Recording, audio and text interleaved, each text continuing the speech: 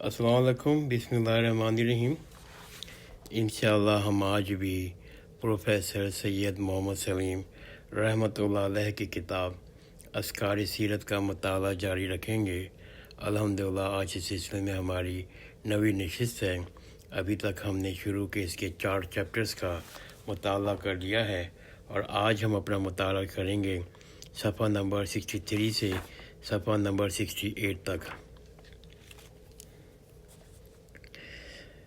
بسم اللہ الرحمن الرحیم۔ صفحہ نمبر 63 اور ٹاپک ہے مکے میں دعوت حق کا ظہور۔ 300 میل دور دین حق کی چھوٹی سی بستی مکہ کے صاحبان اقتدار کی نگاہ میں خار کی طرح کھٹکنے لگی۔ انہوں نے اس خاتمے کا تہیہ کر لیا۔ دوسرے سال اہل مکہ ایک بڑے لشکر کے ساتھ مدینے پہ حملہ آور ہو گئے۔ بدر کے میدان پر فریقین کا مقابلہ ہوا اور اہل مکہ نے بری طرح شکست کھائی۔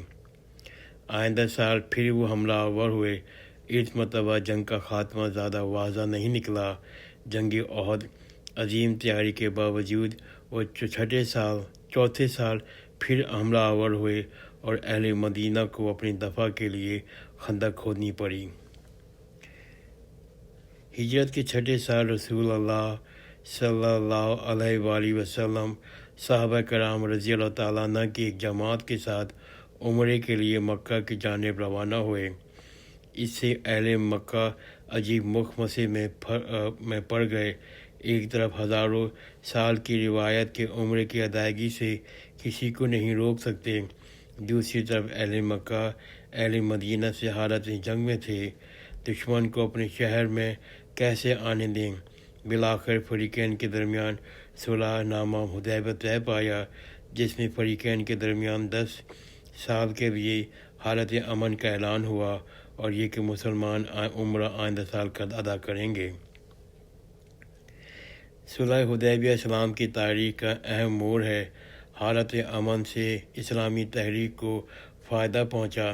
مدینہ کے شمال میں خیبر کے یہودی تھے اور جنوب میں مکہ کے مشرکین تھے، اور ان دونوں کے مابین گٹھ جوڑ تھا، جس کی وجہ سے 6 سال تک مدینہ میں خوف و ہراس کا عالم تھا۔ صلح حدیبیہ کے فوراً بعد رسول اللہ صلی اللہ علیہ وآلہ وسلم نے خیبر کے یہودیوں کو ان کی غداری کا مزہ چکھا دیا۔ خیبر فتح کر لیا۔ اہل مکہ کا ایک بازو ٹوٹ گیا۔ حالت امن سے مکہ اور مدینہ کے درمیان باہمی ملاقات کا سلسلہ جاری ہوا۔ اہل مدینہ کی دینی اور اخلاقی حالت سے کوئی شخص بھی متاثر ہوئے بغیر نہیں رہ سکا۔ اس زمانے میں خالد بن ولید، عمر بن عاص رضی اللہ تعالیٰ عنہ جیسے تجربہ کار جنگی ماہرین دار اسلام میں داخل ہو گئے۔ مشرکین مکہ کے اندر ٹوٹ پھوٹ بڑھ گئی۔ بالآخر ہجرت کے 8 سال بعد مشرکین مکہ نے معاہدے کی خلاف ورزی کر کے مسلمانوں کو موقع فراہم کر دیا اور مدینہ کا اسلامی لشکر مکہ میں فاتحانہ انداز میں داخل ہو گیا۔ مشرکین مکہ کے غرور کا سر نیچا ہو گیا۔ عرب کا مرکزی مقام زیر ہو گیا۔ عرب کے دوسرے تمام قبائل اہل مکہ اور اہل مدینہ کی اس آویزش میں تماشا دیکھ رہے تھے۔ جب مدینہ کی اسلامی ریاست کو مکمل فتح حاصل ہو گئی تو سب جیتنے والے فریقین کے ساتھ آ ملے اور فوج در فوج لوگ دین اسلام میں داخل ہو گئے۔ مدینہ کی 10 سال کی زندگی پوری طرح اسلامی معاشرہ سرگرم عمل ہو گیا۔ مدینہ کی 10 سال کی زندگی میں پوری طرح اسلامی معاشرہ سرگرم عمل ہو گیا۔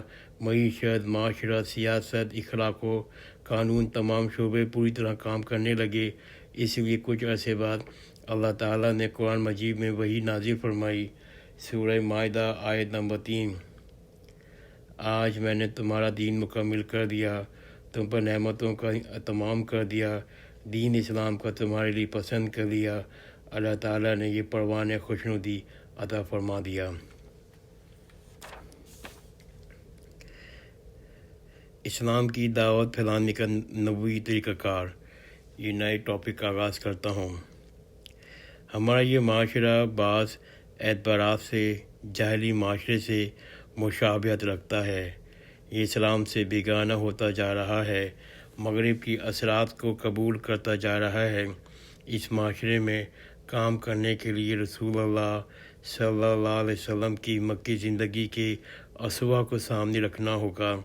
مکی زندگی کے اسوہ حسنہ سے استفادہ حاصل کرنا ہوگا۔ دائی ایک پسندیدہ شخصیت۔ مکہ کے شریف اور خاموش انسان پر اللہ تعالیٰ نے اچانک وحی نازل فرما دی اور آپ کو تمام انسانوں کی رہنمائی کے لیے منتخب کر لیا۔ آپ کا اولین پیغام شرک اور بت پرستی کی تردید کرنا اور توحید اور حق پرستی کو قائم کرنا تھا۔ کعبہ بتوں کا مرکز بنا ہوا تھا، بت پرستوں کا ٹھکانہ تھا۔ قریش کے پڑھوتوں کی ذریعہ آمدنی بتوں کا چڑھاوا تھا۔ اس نئی انقلابی آواز سے سارا مکہ تھر تھرا گیا اور سب یک زبان آپ کی مخالفت میں کھڑے ہو گئے۔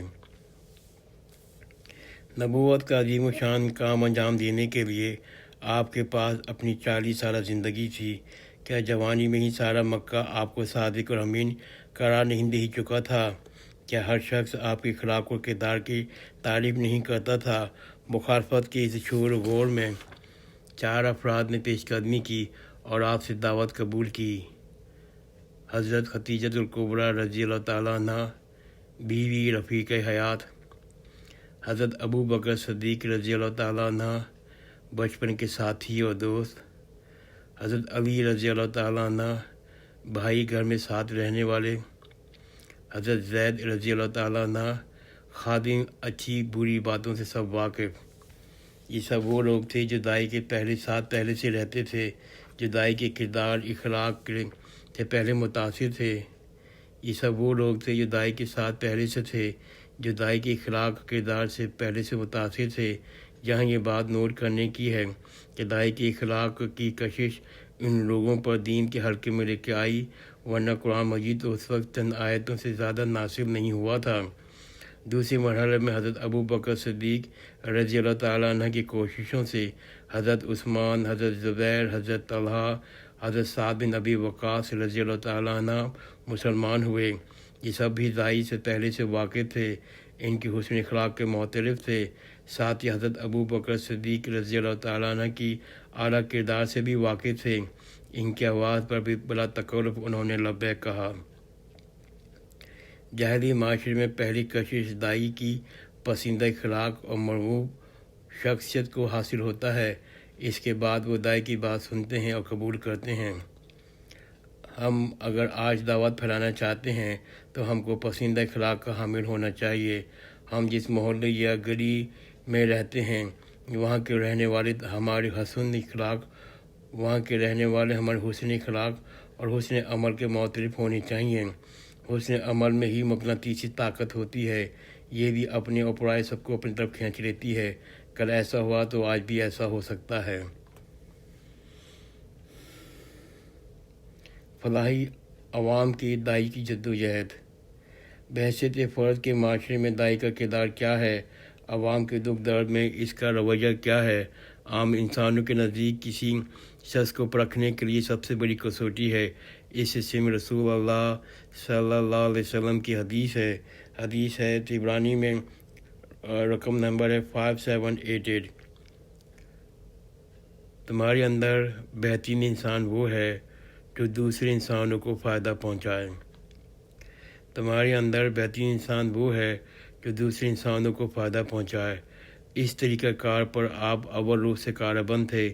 جہاں تک ممکن ہوتا آپ لوگوں کو تکالیف کا ازالہ فرماتے۔ آپ کی شادی مکہ کے مالدار ترین عورت سے ہوئی۔ بیوی کی دولت نے آپ کو غریبوں، بیواؤں اور یتیموں پہ صرف کر ڈالی۔ بیوی کی دولت آپ نے غریبوں، بیواؤں اور یتیموں پہ صرف کر ڈالی۔ آپ کی اس فراغ دستی کا تذکرہ بیوی نبوت سے ملنے والے دن بطور تسلی و ڈھارس کرتی ہیں۔ آپ کا اس فراغ دستی کا تذکرہ بیوی نبوت سے ملنے والے دن بطور تسلی اور ڈھارس کرتی ہیں۔ حدیث نمبر 2 صحیح بخاری، جس کا اردو ترجمہ یہ ہے: ہرگز نہیں، خدا کی قسم، اللہ آپ صلی اللہ علیہ وسلم کو کبھی رنج نہیں دے گا۔ آپ تو صلہ رحمی کرتے ہیں، بے کسوں کی امداد کرتے ہیں، ناداروں کی دستگیری کرتے ہیں، مہمانوں کی تواضع کرتے ہیں، تمام نیک کاموں میں ہاتھ بٹاتے ہیں۔ یہاں ایک بات نوٹ کرنے کی ہے، بیوی کس قدر خندہ پیشانی سے شوہر کی فیاضی کا تذکرہ کر رہی ہے، حالانکہ وہ ساری دولت بیوی ہی کی تھی جو انہوں نے صرف کی۔ عوام کی مشکلات حل کرنے کے لیے جس قدر ممکن ہوتا آپ مدد فرماتے۔ ایک دیہاتی عرب کی رقم ابو جہل پر آتی تھی، وہ ادا نہیں کرتا تھا۔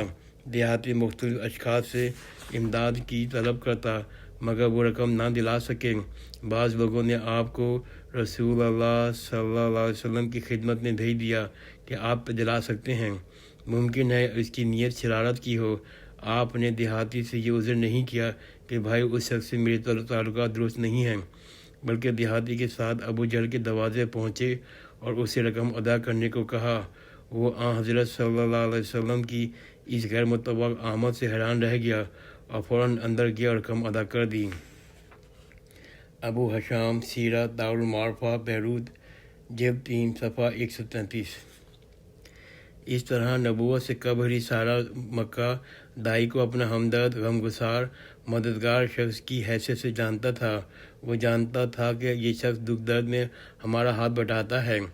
آج کے جاہلی معاشرے میں دعوت کو عام کرنے کے لیے ہمیں بھی اپنے اندر یہ صفت پیدا کرنی ہوگی، لوگوں کے دکھ درد میں شرکت کرنی ہوگی، ان کے مصائب اور مشکلات کے ازالے کے لیے ہمیں کوشش کرنی ہوگی، اجتماعی مصیبت میں ہاتھ بٹانی چاہیے، عوام میں گھل مل کر رہنا چاہیے، اور حضور کی فرمان کی روشنی میں ہم کو اپنے سے سوال کرتے رہنا چاہیے کہ عام آدمی کو میری ذات سے کیا فائدہ پہنچ رہا ہے، میری ذات سے کس حد تک لوگوں کو نفع پہنچ رہا ہے۔ حضور کی فرمان کی روشنی میں ہم کو اپنے سے سوال کرتے رہنا چاہیے کہ عام آدمی کو میری ذات سے کیا فائدہ پہنچ رہا ہے، میری ذات کس حد تک لوگوں کو نفع دے رہی ہے۔ مقبول اور پسندیدہ کردار، ہمدردی اور نفع رسائی کی یہ وہ صفات رسول اللہ صلی اللہ علیہ وسلم کے پاس موجود تھی جن کی بنا پر وہ بت پرستیوں کے اس گھر میں مخالفتوں کے سارے طوفانوں کو ثابت قدمی کھڑے رہے، ورنہ کوئی مادی سہارا آپ کے پاس موجود نہیں تھا۔ میں اپنا مطالعہ یہاں روکتا ہوں۔ انشاءاللہ آئندہ کی نشست میں اسی اسلام کی دعوت کا نبوی طریقہ کار کے ٹاپک پر دعوت کی لگن کے بارے میں بات کروں گا۔ جزاک اللہ خیر، خدا حافظ۔